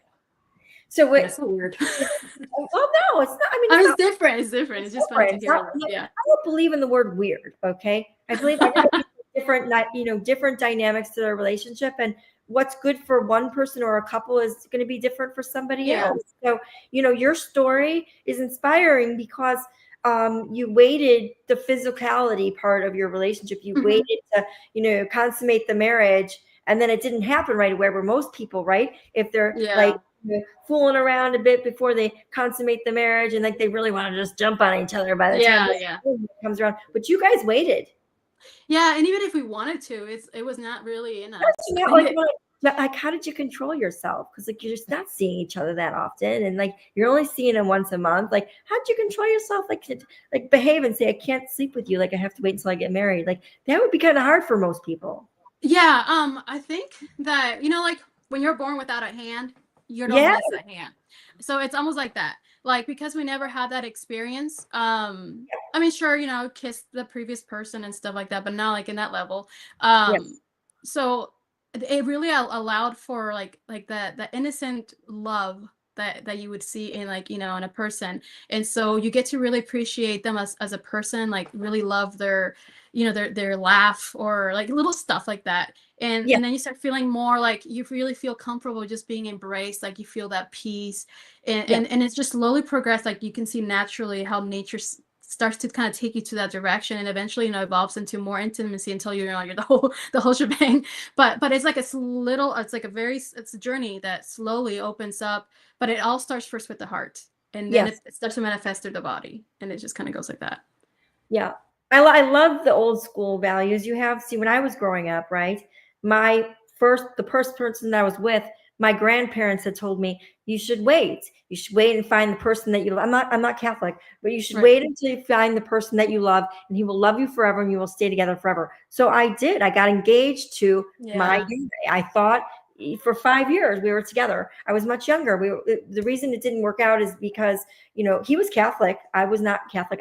I'm Jewish. But he basically, he went through all the right motions. We were each other's first partner. We were going to, that was it. That was the mentality I had at the time. And it's nice to see that still exists out there in some. I really would have married this man. I'm telling you, like I to this day, I love him to death. He will always be the apple of my, like, he's just a wonderful person. But we were very young, and during those times, you either married your high school sweetheart or you didn't. And so you guys are kind of taking it back to like that high school sweetheart a little bit. Even though we're older, my parents were like that too, and his parents too. Now, did they follow the same rules? Like they were only intimate with like your like that's your first? Yeah, my parents were a little younger, but yes. And my dad had one girlfriend, but he didn't cross the line with her.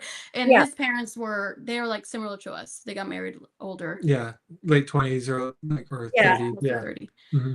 Yeah. So it's a model I think that was introduced to us, but also I think it's also a choice that we made. And we're hoping that our kids can get that too, because it really saves a lot of headache. Yeah. I would think in today's society, trying to like raise kids in today's world, it's a different experience for our kids today. Yeah. Those values don't exist today. They just don't. And it's very typical for, you to have multiple partners even before like you finish 16. high school. Yeah. Back when I was in high school, it was like, if you slept with more than one person, you were known as a slut. Like that was just how it was. You just now didn't it's not. now you're just typical. Now you're still a lady. It is what it is. You're not a tramp. You're just a lady, Mm-hmm. Yeah. Yeah. Now we homeschool our kids, and we. What do you got to say about that, Sean? I just got nothing to say. I'm sorry. I was trying to hold this in. Oh, he's but, but let me tell you something. Let me tell you, when I was with my partner 5 years ago, every time we see each other, we became intimate. We were like stars on a television show. I don't want to say the P word. And the P word, but let me tell you, we were like in between Eyes Wide Shut and 50 Shades of Grey. We're more like That's funny. And once we got down, I was like, I'm gonna marry this woman. But then I realized chemistry. I realized that it is more than just the intimacy. It's more than just the sex. So I had to ingrain that in my head a lot of times once I, started putting it down on her. But I was, How long did it take for you to, as they say in the real world, Sean? How did it take for you not to think with the wrong head? Literally. Like, let's be honest here. Like, I was thinking with the other head, but we didn't talk about 50 Shades of Grey, so we know you weren't innocent. So it must have taken a lot for you to think with this up here, I understand, but continue, Lydia. I'm sorry, I just wanted to continue.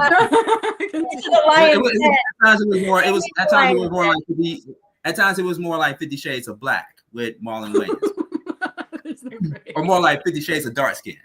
We are learning about Sean today. We are learning about Sean. And back to you guys.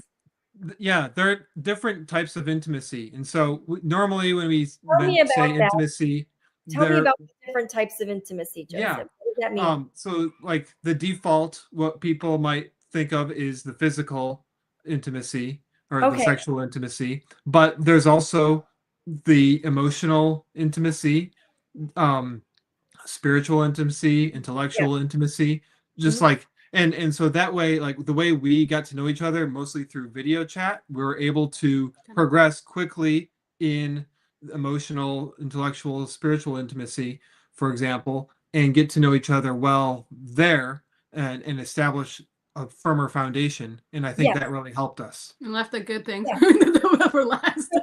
So now you guys have only been with each other, right? So like, how do you know like how to keep it steamy?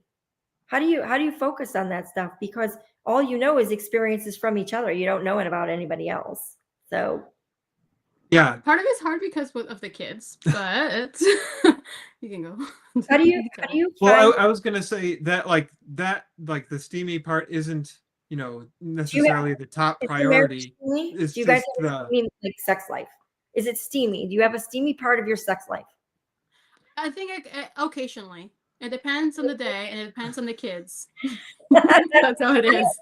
I have a daughter, so I know what it's like to have to make time to be with your partner in an intimate way. Like you have to make the time for it. Yeah. I think if you plan it all the time, it takes it away from me. But if I'm tipsy, then I'm like, okay, this is I don't need a little more alcohol in the house, just a little bit more. That might make it better. And so like I mean, do you like wear lingerie? Do you just like like these are things that you haven't practiced before? Like this is the real world. So when you're married, intimacy is a part of having a healthy marriage with your husband. I mean, or your wife. And it helps. Yeah, there are different things that we each do sometimes, but not every time. There has to be some spontaneity, Would you like more spontaneous stuff, Lilia? Would you like more I spontaneous I romance? think so. I just need a babysitter. I'm burned out. I just need Everybody more out time. there that can help them, help Yes, this please. family. I just want to go more on dates with him because I love being like being courted. I love that because that's a form of intimacy. It builds up like Yes, it is. yeah, and then take from the female perspective, the emotional connection, and then the physical. Because I feel like if I don't have that emotional, but I go in the physical, it doesn't really mean much to me than it does to him, and I need to have that. So I think that's probably one thing. If I had more of that, it would make it better. So again, it gets. I mean, I just had a baby too, so it's also a little hard right now. We have to kind of like wait, and also health things with hormonal stuff that we have to go through. So there's a health part where that love that we practice prior from being physical with each other is where we're holding on right now. So if we didn't have the bond of spirituality and all the stuff, then we would be struggling a lot right now. Yes. With the physical, lack of physical. So, I mean, that does help when you have a friendship and you have a spiritual understanding for each other. I would imagine that makes it easier. So then you always understand where you guys are. Mm-hmm. I think you definitely need the babysitter. Oh yeah, no, absolutely. In a married couple, you have to have everything. You can't just live on brother and sister. No. Well, you guys have no brother and sister relationship here. You weren't family before. It's not your family now, but it's a different type of family. You're not from like Tennessee or like special parts of Florida. Like I've heard about those relationships, like your cousin's cousin's cousin. That's. Yeah. So like Lilia, if you were to have like a perfect romantic night, what would it look like? If I could paint, let's do this. Let's paint. Let's do that. Yeah. Perfect picture of what this would look like. Let's really dream it up here because Joseph is taking notes in his head. I can see it on his face. What would it look like? Let's talk about let's make the night happen. Would it be a nighttime? Would it be a picnic? Yeah. Would it be like let's talk about it? I'm more of a night person because that's where I have the most energy. Funny, I was going into an event and I was dressed up all nice, and he usually like when I dress up nice, he doesn't really say you look pretty. And I'm like, do I look pretty? He's like, you do. I'm like, you have to tell me. Like he does, but he doesn't tell me. My kids do that. When she looks hot, you need to say you look freaking hot. There, you guys are married. You are together forever. Okay. Too modest in that part. I need to be reminded of that. Too modest. You need to be reminded that a woman needs to hear you look sexy. You make me want to jump on you. You're hot. You are my hot wife. I love you. That way I can dress nicer. If I don't dress, I'm like, well, that's the point of dressing up. I'm not going to, might as well be in my PJs all day. So no, that's a no. No PJs. I know, of course not. But my boys I think they're helping him because the boys are like, Mom, you look like a princess. Like they tell me. I'm like, take notes. But no, it would be a night. He did say you look very pretty tonight. If you were not going to the event, I would like to take you on a date. I'm like, this is the first time I heard him say that. I'm like, whoa, that means I should dress up nice more often. I'm like, what's your favorite color, Joseph? Black. Oh, girl. Okay. I know how to wear black. Black is good. Okay. So you need to go shopping for something black and sexy. I love black. Black is my favorite color. Okay. Yeah, it's very pretty. It is a good color. Some people wear black like it is their favorite color. So you need to go out and buy something black where you feel extremely sexy and attractive because that will wake them up a little bit. Oh yeah, no, I love black. It's because it's elegant. So and I also love the smoky eye. So I would dress like that. Would you wear your hair up? Would you wear down? Like what would you be kind of sexy? Would you be? I think I would have it up and kind of like curls. Curls in the back. Yeah, and if I had it longer, I would have it down in waves. I love that. I like this. In fact, that's how I dressed on my honeymoon. I think that's what he was so. Ooh, okay. The whole time. Okay. So I got this whole image in my head. You have longer hair. You're wearing a wig. It's a little bit wavy. You have smoky eyes. Is it low cut? Are you showing a little bit of cleavage? Yeah, of course. He needs some visualites. Okay. Yes. All right. So you need to dress up in that. Okay. Yes. Now he'll take it. So we're going out. Is it a candlelight dinner? Is it a romantic? Oh yes. It's a romantic candlelight outside, and we're dating under lights. Under the lights. I was just gonna say. Yeah. Yes, dancing under lights. I know, like the hanging lights. The hanging lights. When we were in flamingo dancing, some Italian or whatever. Yes. Salsa, flamenco, something. Something that has spice in there, and definitely spicy food. and then after that, maybe I like going to the movies just because I like to laugh. But let's just say I don't do the movies. Right after that, then we go. I always imagine going into a cave, and like that is our honeymoon right there with candlelight. Cave! Now we're talking. Okay, I know. you're wearing the black dress. It's low cut. You're showing some boobage, and you guys are going to a cave, and it's completely kind of scary, but kind of cool at the same Yeah. time. Right? And there's Candles, metal in the background playing, symphonic metal. symphonic. What? Yeah. Yeah. What? So Yeah, not like some opera, kind of like that. Like Well, I opera. don't know. You would be very sexual with opera, I not think so. like sexy like Dean Martin kind of music or No. like What's a, like what's a band that I like or that you like that we play? if you were gonna have sex to a band, which would it be? I don't know the names of bands. I mean, How about a singer? How about a like art? Epica or Epica? Nightwish. Those are symphonic metal yeah, that we That's sexual. sometimes. That would be a sexual thing. Is it? No, more- not necessarily, but it's something that I think it's just the adrenaline, the music, I it, mean, for it that. does give adrenaline. Yeah, with Right. the candlelights Yeah. in the cave and almost gothic kind of style. I think that's really cool. Gothic. Okay, this Yeah, is cool. very dark. It can go very What dark. would he be wearing? What would he Huh? be wearing? What would he be Oh wearing? I gosh. know what Okay, you're what wearing. I think is very attractive because Yeah, okay. let's go. Okay. You know, psychologically, women like the roll-up thing because it means that they can work. So that's kind of something that he would wear. It would be like a fitted shirt, like a white. It has to be white. I don't know why, but All right. I like black on myself. But for not for a him- guy. Huh? Not for a guy. White for him because he's got blue eyes. He's a good-looking guy. So like a white. Yeah, it has to be white fitted. Kind of shows them, Yeah. you know, what he worked Yes. out that day.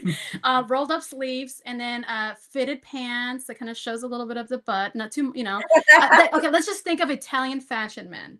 I That's like what I'm this. talking about. Okay. That's Okay, this is good.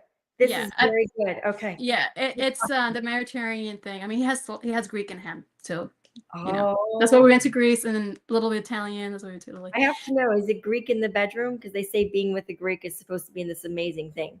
That's what I heard. I don't know. He doesn't even know that. So I'm like, maybe that's what it is, probably. But he only has a little bit. Joseph, is it true about Greek men? I think. I don't know. He doesn't. Well, they say Greek men are hot in the bedroom. Like it's steamy, it's passionate. It's I think it comes once in a while, but the German is dominant. So I don't know what that means. Yeah. And then I have Spanish in me, so there's a lot of spice in that too. You guys are like probably super spicy. Like you probably haven't even gone to the depths of what's super spicy. We don't even know yet. Well, again, because we had so many You haven't unwrapped kids. We have 3 kids back to back. We haven't really explored that depth of our, you know, ancestral roots and that dynamic. You haven't unwrapped the gift for each other. No, like, we haven't. No, being there's so still a lot more. passionate where you can't get enough. Then you will always need a babysitter. Oh, You're yeah, gonna need absolutely. a live-in. I think after this call today, you're gonna need a live-in. Well, we have to work in my health thing to make sure that we are, because I don't want to give up in kids either.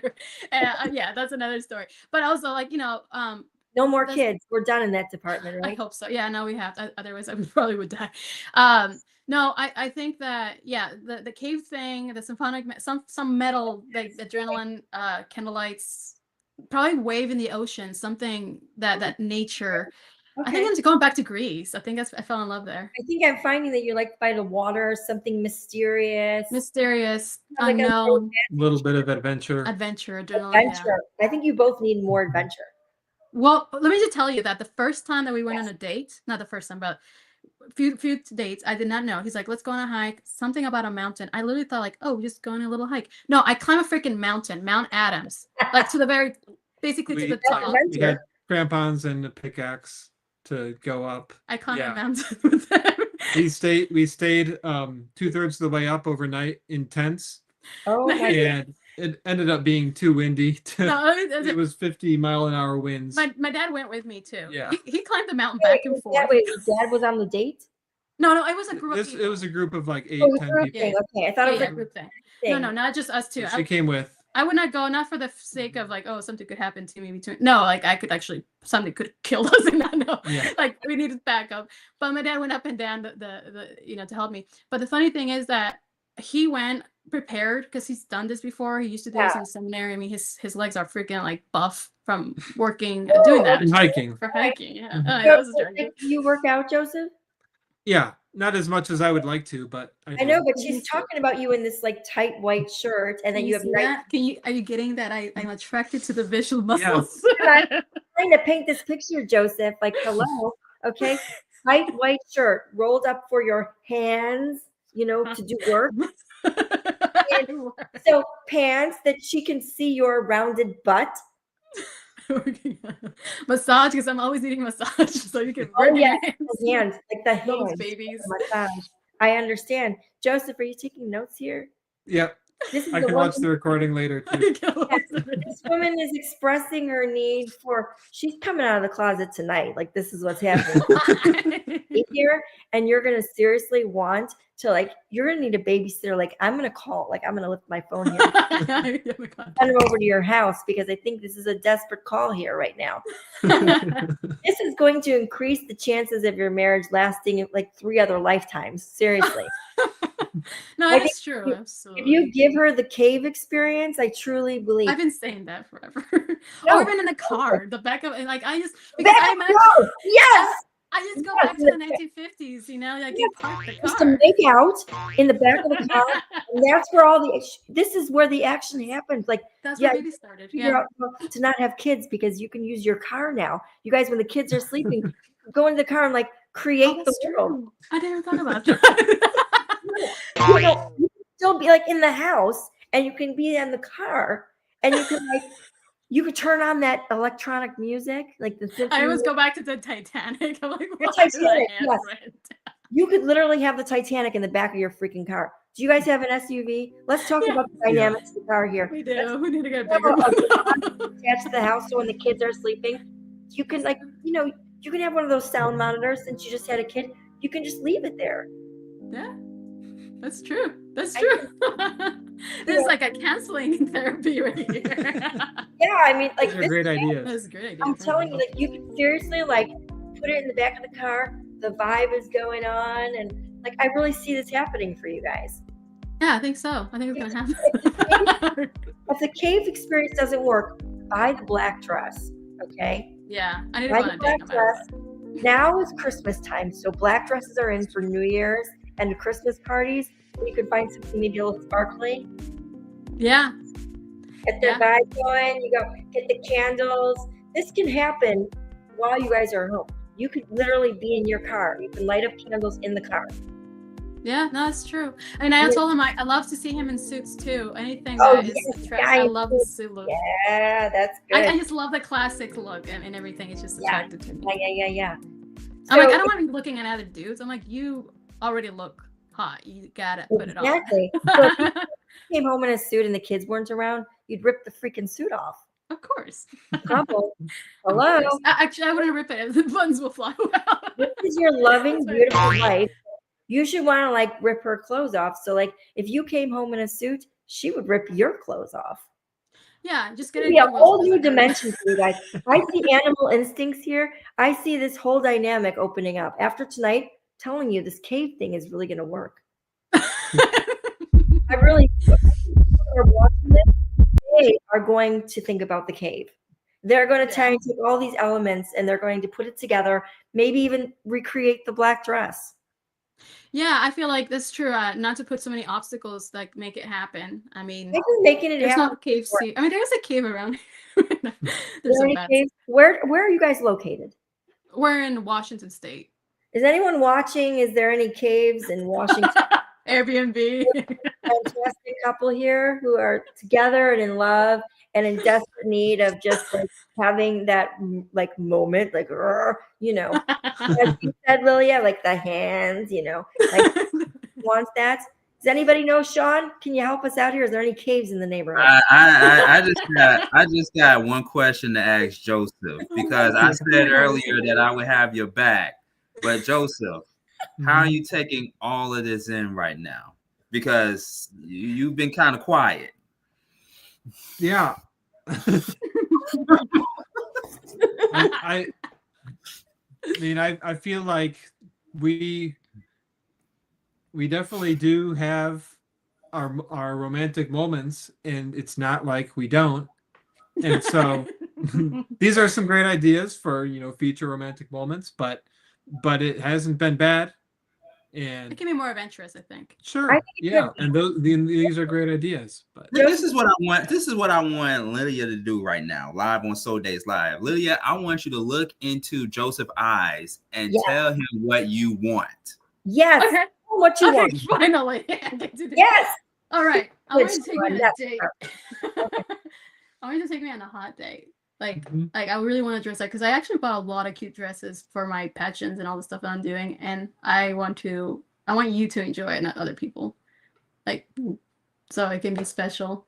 Mhm. And I want a candlelight, and I want to go dance under the stars with a bunch of other people and have wine and not worry about childcare. Just enjoy it because we're still young, and I feel like this is the time. Otherwise, we'll never make time, and life will keep going.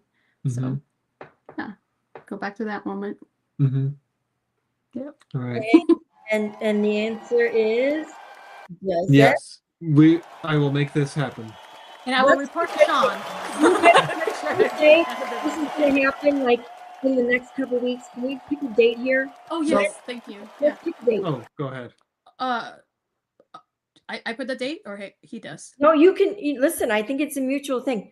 When can you guys make something spicy happen? Like, let's just say in the next 3 weeks. That'll give you enough time to find a sitter, get a nice black dress. Yeah.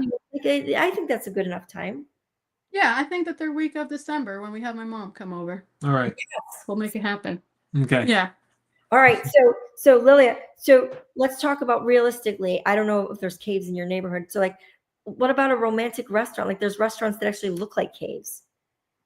I haven't seen one. I see them on like. Let's look into it. Yeah. I did think of something though that I Okay. think is worth Let's mentioning from so beforehand. Before, like, I didn't remember her talking about caves, but she for years she had talked about wanting to go on a bar crawl, and because there was something that I experienced in college, but she never had. And so for our 5th anniversary, we got an Airbnb and took an Uber from there. We did our bar crawl, like four or 5 different bars, and then took the Uber back. And so we made that happen. And it was a great experience. We had so many conversations of topics that we had not gone as deep into beforehand. And this is 5 years into marriage, and so that was something you had mentioned several times, but we eventually made it happen, and it was a great experience. Yes, you have done that. Yeah. Wash my hands, but I do want more. Yes. No, that's good. He wants more of you, Joseph. Yeah. You guys you're married now, okay? So everything's off the table. Like this is for real. This is in real life. You're it. So this is passionate conversation. Like this stuff needs to happen because it will strengthen all forms of your relationship. Yeah, better parents, better everything.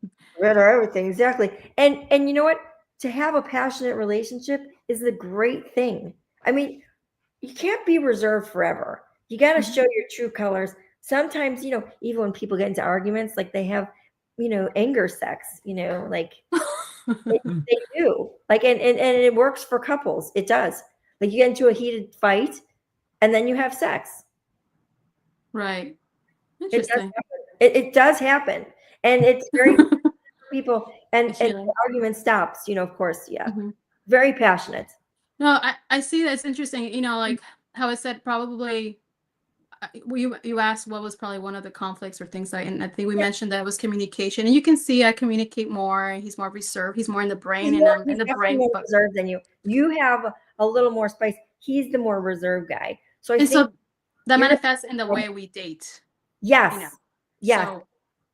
So I think I need more. You need to tell him on a regular basis, like, couples now, like when you have children, okay, it's important to like make those date nights where you like, even in your house, your kids go to bed and you put on something sexy. Like, we're so tired, like so exhausted. I know, but it's like when you make that time, it invigorates you. If you have that passion in your relationship and you guys have had that passionate moment, you're not going to be tired. Trust me. You're not. Then again, then again, I do stay up around 3 a.m. editing my photography because that's You my hear that? passion. She's up at 3 a.m., Joe. Yeah. I'm an night owl though. He's a And really and Set the several alarm. times I've invited her to wake up early, and we Oh. have time before the kids wake up.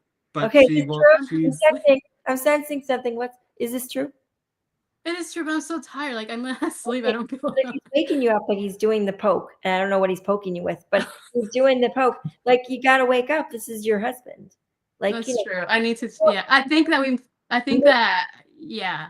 morning sex is fabulous. It is. When you're married and you love that person, like they That's wake true. up in the morning, okay, you don't care what they're poking you with. You want to be with that guy. You can roll over and go back to sleep afterwards, but it's kind of passionate. The It's kind opportunity. Yeah, it's true. I think so. Like at night, I is like I want to be at night and he wants in the morning. So like I kind of have to like not be selfish. I think that's probably in that way. Well, it's not selfish because I think once you get into it, it's not selfish anymore.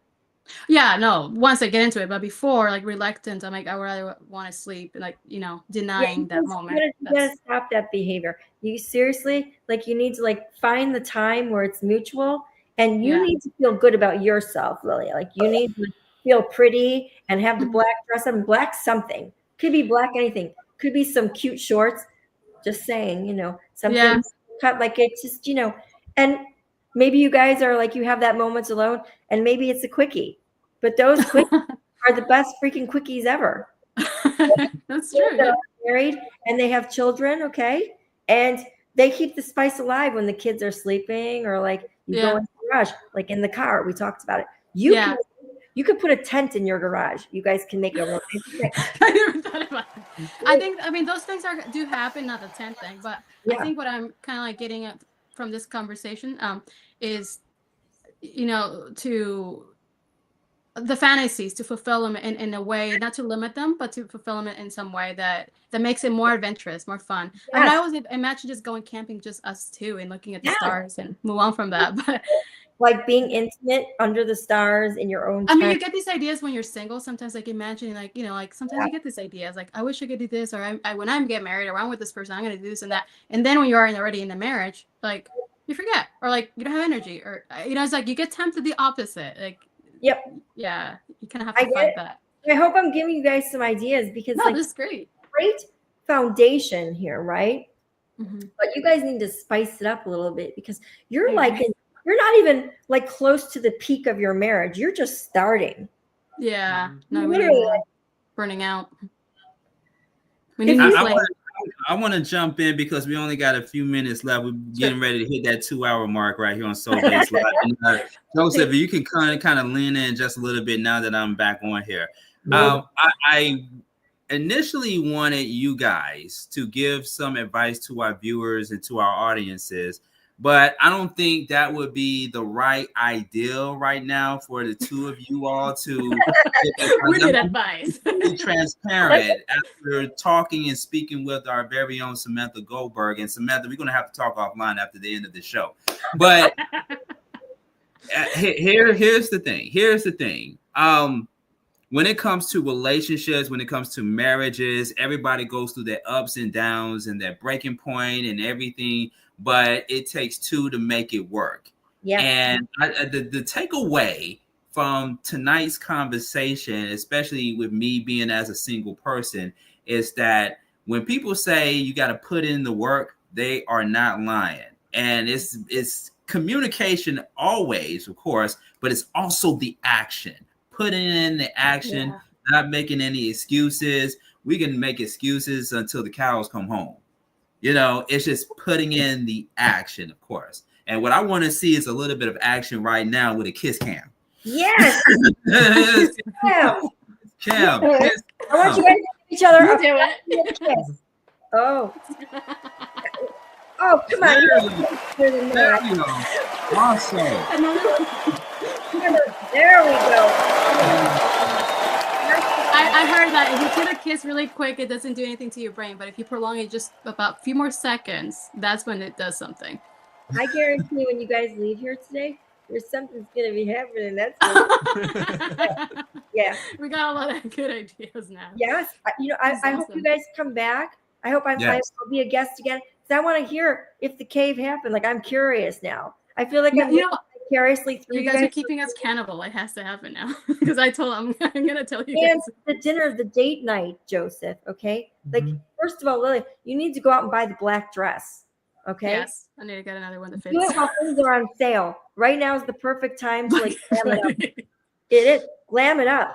Like I think if you what if he came home from work and you're wearing the black dress? Like, oh God, that would be steamy. Okay, like you have to think about. I think, I love that idea. But I think what I want more from Joseph is to be more spontaneous and like say, hey, Lilia, get your shoes on, we're going, instead of me planning it. That's okay. There you go. All right, Joseph, so this is the plan. After this conversation tonight, at some point in the next week, give you a week, come up with something, take her out, make a plan, go somewhere romantic. She likes lights. You guys like being under the stars. You like great music. Go see a band, dance with each other, get a little steamy, let her get dressed up. It'll be worth your while. You'll be the happiest man ever. I can tell she will make you the happiest man. I can tell by Yeah, he actually has a band, but we didn't have a babysitter, so he's gonna go by himself on Tuesday. Unfortunately, we gotta find a babysitter, Sean. We gotta find a babysitter. It's just my 5-month-old baby girl. Oh my God. We need to go to that band. Like it can't just be any babysitter right now for. It has to be I totally get it. So maybe all right. So your mom is coming in. She's coming. We'll have to do it. That'll give when that happens. Yeah. Then please we can take do her something out better. to go see a band, or you guys spend the night like at a B&B that looks kind of steamy, like in a intricate little cottage or something, and like have candles and like go out to dinner, put on the black dress and the wig, and like just go. Yeah. Yep, we're gonna do that. Deal, guys? Can you make it? I love it. Thank you. Go for each other. Steal it. Steal it. It's gonna happen. Right? And Sean and steal it with the kids. Yes. Oh yes. Love it. I'm so glad. Thank you. That we had a chance to talk today. I am so happy to have been a guest on the show and to meet you guys. Your story is very inspiring, and I think you guys learned some great things about each other tonight. Like I really do. I think we made some progress, and I really hope you guys get off this thing and go and like get steamy. Like I really wish that for you. Like I do. Thank you. If I could pass you a black dress, I would do it. Oh, thank you so much. Mwah. Awesome. Well, thank you so much. It's awesome meeting you. Joseph. Thank you, Joseph. I hope I didn't get too bad with you here. It's just I saw the steam coming from Lilia, and like I just had to share it with you. So like I hope that now you guys are both out of the closet and you can just go make no babies. You know what I'm saying?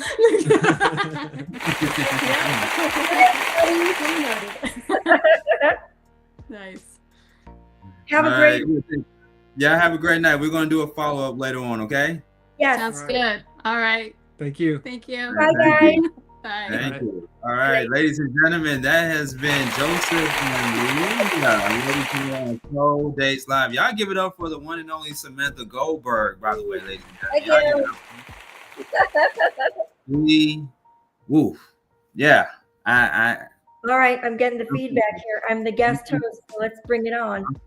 I'm speechless. All I can say is, ladies and gentlemen, make sure you follow me on Instagram at the bottom below at Sean Garvey ATL. And like I said earlier, if you want to be a guest or a participant, or if you want to get some advice from Samantha Goldberg herself, next to at gmail.com. Where can people follow you at, Samantha?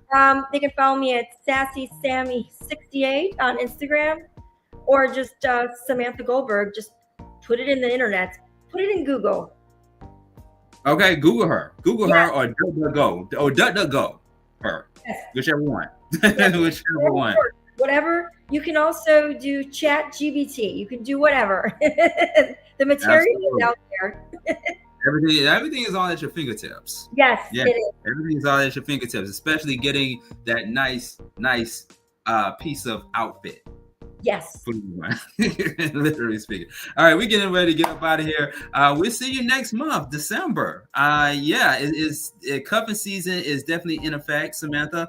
And we're going to have some more people come on Soul Dates Live. But in the meantime, between time, thank you all so much. If you missed tonight's highlights of the Soul Days Live show. You can go back and watch us on demand, YouTube at Reach One Network, and make sure you like, share, and subscribe. We will be back on Honey. Download the streaming app. All the information is going to be at the bottom of the screen if you go to our YouTube channel and search for Reach One Network. Okay, and we appreciate you all. Thank you all so much, and we'll see you all next time right here on Soul Days Live. You know what?